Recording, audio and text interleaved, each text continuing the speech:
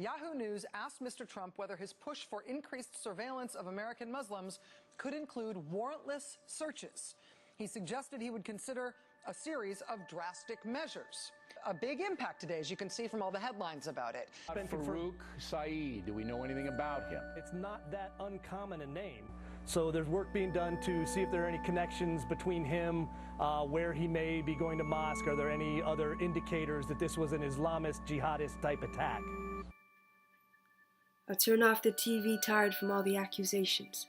A corporation feeding off of the vilification of an entire religion. They call this the media. Lately, all I see is a perpetrator of ignorance and misaccurate representation.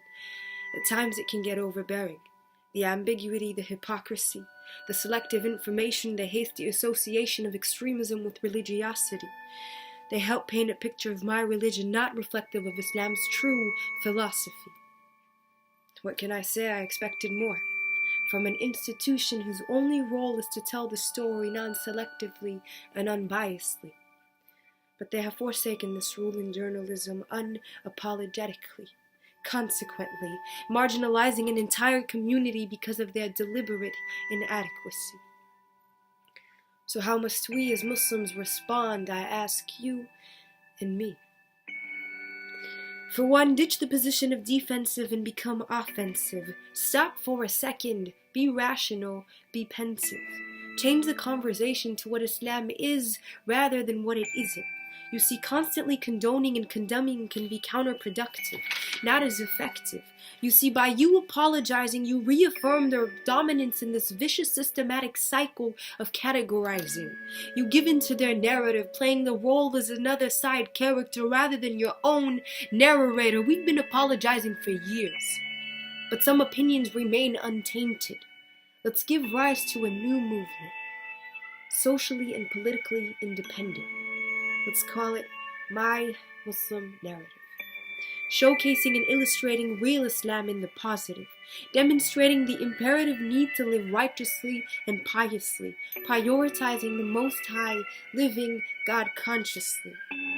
But how does that translate into everyday interactions in this society? Well, it's about taming the ego, living life selflessly and authentically. Doing the dishes for your mom even though you need to study for biology. It's about giving blindly to those who blindly need it. It's about being kind to your neighbors even if they justifiably misread it. It's about repelling pretentiousness with consciousness, minimizing self-indulgence, replacing it with simplicity, discipline, and humbleness. It's about reciting the beautiful Quran. With every verse you grow more humble, gentle, and loving. I tell you all, be proud of this religion. Despite all the fear-mongering, scrutinizing, and stereotyping, this deen is a beautiful thing. We have to protect it, uphold it, and cherish it. Remember the endearing story of Rasulullah sallallahu alayhi wasallam.